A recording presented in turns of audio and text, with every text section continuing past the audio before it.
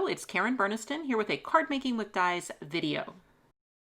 As part of a blog hop that we're doing with our design team to celebrate our July 2020 release, I am teaching how to use our new Pop and Swap die set.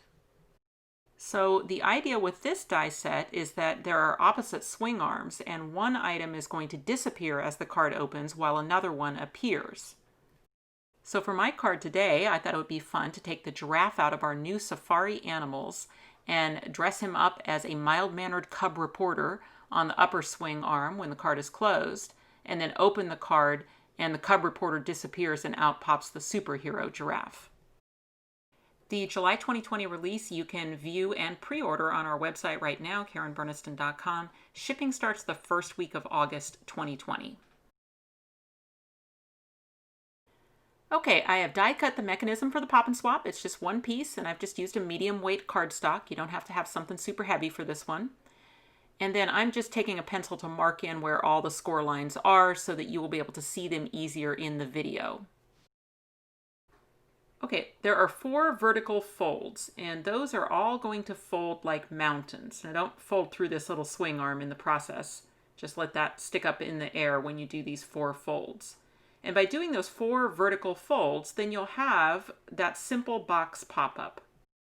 Now that little box is going to sit in the card, and then that's what's going to animate the rectangle.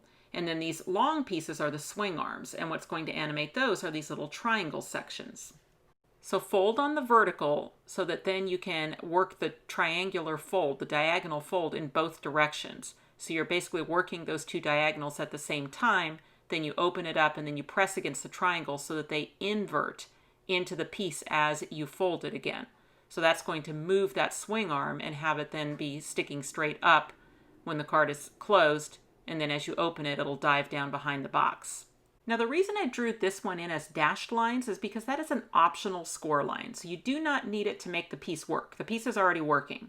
But sometimes you may want to adjust the angle of your swing arm and have it be a little bit more parallel to the pop-up box. And that's when you would kind of engage that little fold. You'll see that then as it comes up just a little bit more in line with the box.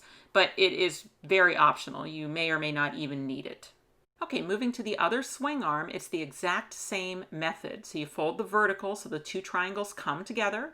Then you work that diagonal fold through both layers, just go back and forth a couple of times, and then open up the piece, press against the triangles, and that will invert the triangle so that the swing arm goes to the other side. Once again, you have a little adjustment score line that's optional, but if you find that you want that swing arm to be more in line with the box, then you can engage that final little score line, and then you'll see it's just a little bit more now parallel to the pop-up box. So now this mechanism is trained and ready to go into a card. I'm going to just take my pencil and mark some X's on the 3 panels that are going to glue inside the card. And then I'll go ahead and set that Pop and Swap aside because I want to work on the card now. So one nice thing too is that this mechanism is mostly completely hidden once the card is decorated, so erasing pencil lines is very optional. The Pop and Swap will fit in an A2, but I went a little bit larger for today, so I went with 9.5 inches by 6 inches scored in the center for folding. So one of the best techniques with the Pop and Swap is to figure out how to make the upper arm visible when the card is closed. So that might be a window card, or what I'm going to do today is just make a shorter panel for the front of the card. So figuring out which one is the front and then opening my card up, I want to take 2 inches off the front of the card. So I'm just putting it in my trimmer, figuring out where the blade needs to stop to get to the score line, and then I can just cut off that little panel so that I have that shorter section on the front. Okay, I decided on rounded corners for my card, so I'm using a 1/2 inch quarter chomper and just getting the 4 outside corners. So over the years, I have amassed quite an impressive collection of pattern paper. I just love pattern paper and I just buy it all the time and just kind of hang on to it. So when I am doing video cards, I just shop my stash, and I went stash diving looking for something for my superhero card, maybe with some stars on it or stripes or maybe a polka dot. And I just happened across this old piece of basic gray paper that had bricks on it. And it was kind of intriguing. I liked the colors of it, and I figured, well, my superhero is probably in the city. Okay, so once the pattern paper is in the card, then now I can add my pop and swap mechanism. So what I want to do is open up the card, and then I want to glue those two X panels, those big ones in the back. I want to coat those with adhesive and glue them inside the card. Now I'm using my LINECO neutral pH adhesive in my fine tip bottle. That's one of my favorite adhesives. It's good and strong and dries clear, but you could also use a strong double-sided tape. And I just want the fold that's in the mechanism to line up perfectly with the fold of the card. And for placement on my card, I've decided just to place it so that the mechanism is pretty much running parallel to the edge of my pattern paper there on the left. So it's down a little bit from the edge of the short part of the card. And then for the other tab that gets adhered, I want to do that in the closed position. Now out here on the left, I could fold in just the X tab, but that would not be correct because my swing arm needs to be up in the air. So I need to do the next fold over so that you see the swing arm is going vertical. And then I've got two panels there, but it's just the X one that gets the adhesive. That little kind of triangular panel next to it, I should see it, but it doesn't get any glue.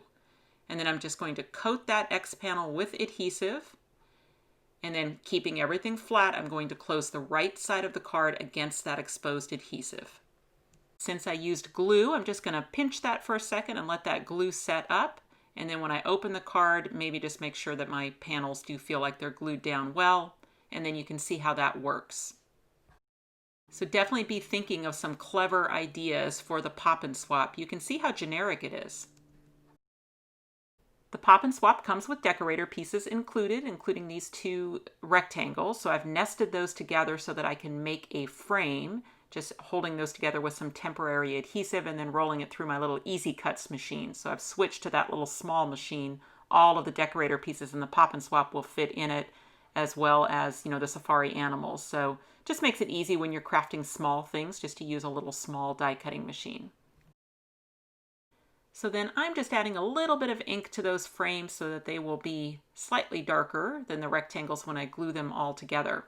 And either of those rectangles, the small one or the larger one, could work on the swing arms. I decided to just use them both, but you could definitely go with the smaller one if you prefer, or really just anything that you want to put on the swing arms. So just experiment with it. And one of those rectangles that came out of the middle of the frame will be just perfect to cut a couple of the script U out of the die set. Now I'm using some score tape on the back of that cardstock so that those little script words will become stickers. And I'll just store my sticker temporarily on my non-stick craft sheet, and then I'm going to go ahead and repeat that and double it so that I'm going to put another layer on top of that to have a little bit thicker dimensional word. I'm going to do it in green and then I'm going to do it in blue. Obviously glue works too. I just used the score tape so that they would be stickers. So here's a little trick for when you want to nest two dies together and just make sure that you get a very even frame. So I've put the rectangle onto the graph paper, but then I've just made sure that I have even squares inside the rectangle so that then when I put the larger scalloped rectangle around the outside, I can use the grid lines to make sure that I have good spacing. I'm going to stack two pieces of cardstock together to cut the frame, and I'm only using adhesive around the perimeter so that the frame itself will be 2 layers thick, but the interior part, when it comes out, the center rectangle, I'll be able to separate the layers and have that just be a little bit lower. So just a way to get more dimension on the frame. Now that could be the same color cardstock stacked twice, but what I decided to do was use different colors. That way, once it's die cut, I can see through those press dots just a little hint of the blue shining through. And then since I didn't use adhesive on the inside, I can separate those layers and discard the blue. And then when I put those together, the frame will be a little bit higher than the center section. And I'm just using an old school Dymo label maker to create the words "are super." And then that's just a sticker, so I can put that on my inner rectangle. Then I'll add my sticker green U that was die cut. And then there are 2 hearts in the pop and swap set, so I'm using the smaller of the 2 just cut out of a silver metallic cardstock. And then I'll just trim that label to fit. Okay, time to put it all together. So there's a big rectangle die in the set, that would be the base, and then my frame goes on, and then I put the greeting in the middle. And then to add that to the card, I just need adhesive all over the upper section of my pop-up. So that whole kind of L-shaped section can get adhesive.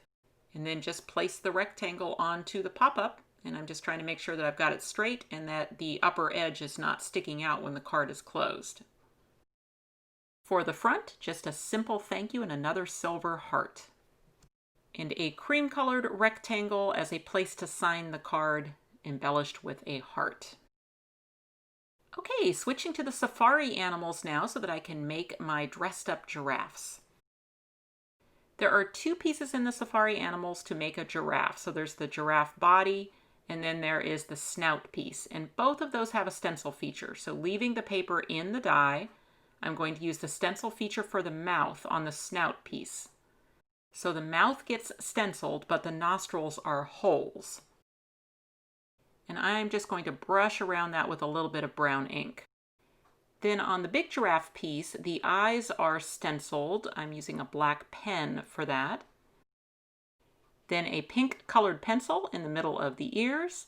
And then everything else, I'm just going to sponge some brown ink right through the die to add all of the spots to the giraffe as well as highlight the hooves. So just poking that out of the die, and I will make sure to wipe all that ink off of my die before I put it away.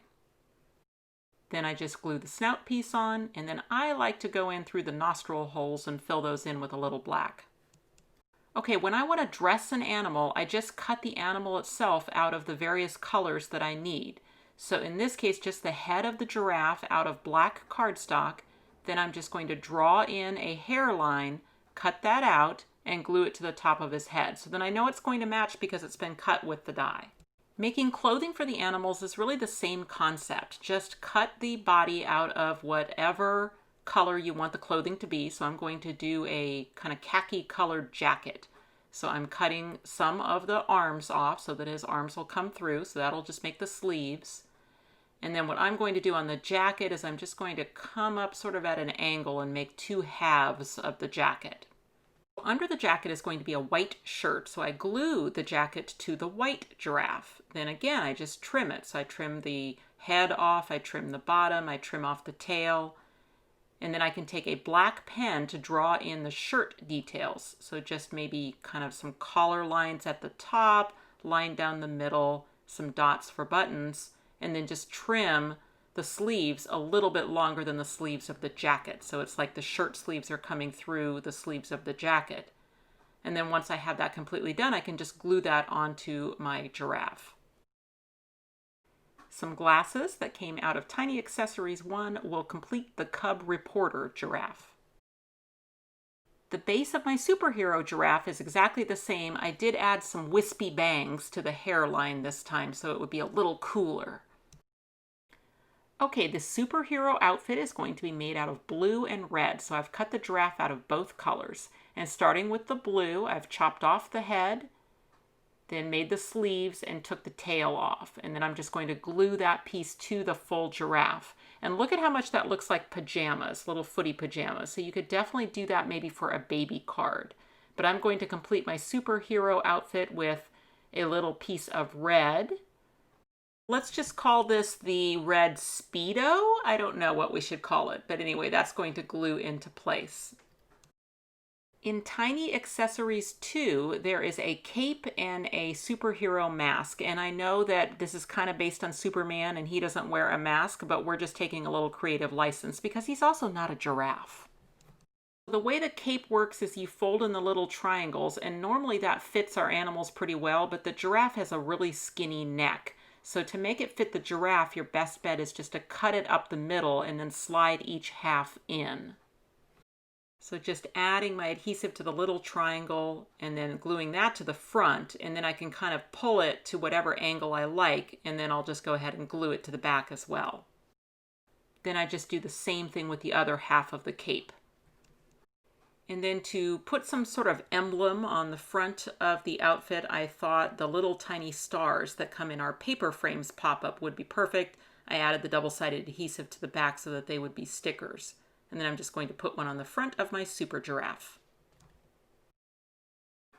The upper swing arm has more limitations because it has to dive in and it can't be too tall. So one thing I decided on my green one is to just trim a little bit off the bottom where you wouldn't see it. And that way, when I glue it to the swing arm, the upper edge of the green could still be within my pattern paper. I just thought it looked nicer that way. And then I am a fan of just testing it with a little tape runner first to make sure that I don't have an item that is too tall, because if it's too tall, there won't be room for it. It'll crash into the card right there on the left. But I can see that this is going to work perfectly. It's going to dive all the way down behind the rectangle, so now I can make that permanent by using some glue. With the lower swing arm, I have more room for it because there's nothing on the right side that's going to impede it in the closed position, so that one I just went straight to glue. For gluing my mild-mannered reporter and my superhero onto the swing arms, I just want to make sure that I don't put anything that can catch on the edge. So just watch the placement of the hands and glue everything down really well so that you don't end up with any catch points. And then since I had some of those yellow stars left over, I thought they might look nice just kind of sprinkled around the card a little bit. And of course you can just change the theme to whatever you want. This is a great little card. It measures 4 3/4 by 6 inches in the closed position, so that's going to mail in an A7 envelope. It folds pretty flat, shouldn't cost any extra postage if you don't put too many dimensional items on it. If you check the description box below this YouTube video, you will find all sorts of additional information, including supply links and a link to the blog post, and that's where you can find the hop. Thank you so much for watching, and I'll see you next time. If you click on the website link, you'll go to KarenBurniston.com, where you can find out information about purchasing these dies, as well as links to all my other social media accounts. You can subscribe to this YouTube channel and check out some of my other videos. Thanks so much for watching, and I'll see you next time.